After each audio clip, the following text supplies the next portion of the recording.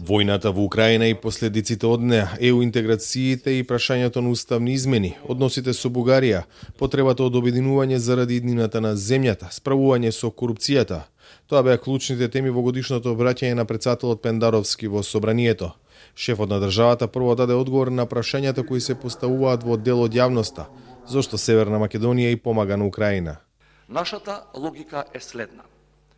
Малите држави мораат да поддржуваат меѓународен поредок, заснован на правила и принципи, затоа што во свет кој се потпира врз аргументите на силата, нашите шанси да обстанеме се еднакви на нула. Второ, аргументите на Русија за воената агресија, со кои де факто сакаат да го поништат украинскиот суверенитет, воопшто не се разликуваат од големо државничките резони на балканските држави од почетокот на 20. век и нивниот понижувачки третман кон помалите народи меѓу кои спаѓаме и ние. Пендаровски се наврати на францускиот предлог чија содржина изминатото лето го подели општеството. На тезата дека само како бугари може да влеземе во Унијата, одговори дека не постои начин од македонец да направиш бугарин, зашто тоа се два различни идентитетски кодови, два различни народа. Го изнеси својот став за уставните измени од кои зависи на тамошниот тек на пристапните преговори. Никој никого не треба да притиска, ниту да условува спротивно на својата волја, но при тоа на сите пратеници треба да им се предочи две работи.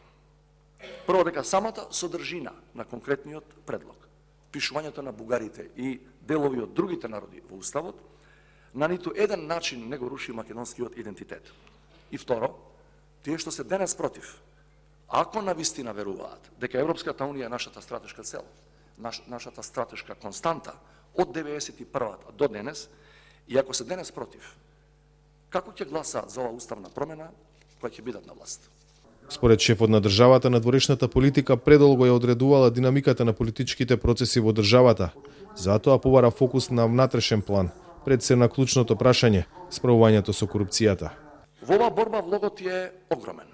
Државата или ќе ги стави криминалците зад решетки во затвори од затворен тип, или некој од нив и понатаму, со парите украдени од народот, ќе продолжат да градат имидж на честни и доблесни граѓани и да ги исмеваат сите останати од безбедна дистанца.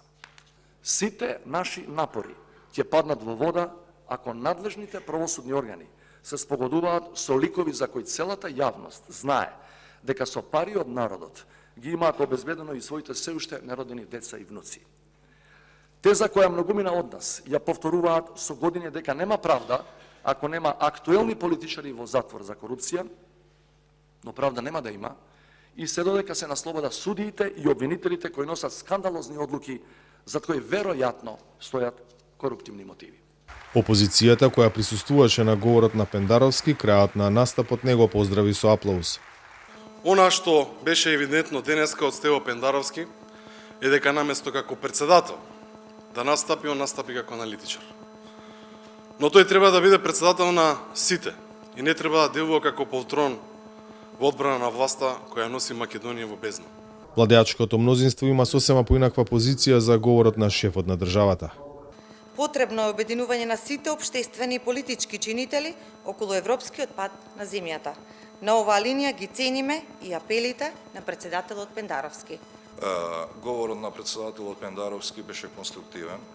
Ова беше четвртото обраќање на Пендаровски како шеф на државата. За помалку од година и половина, во пролета 2024 треба да се одржат наредните претседателски избори. За Гласот на Америка, од Скопје, Владимир Мирчевски.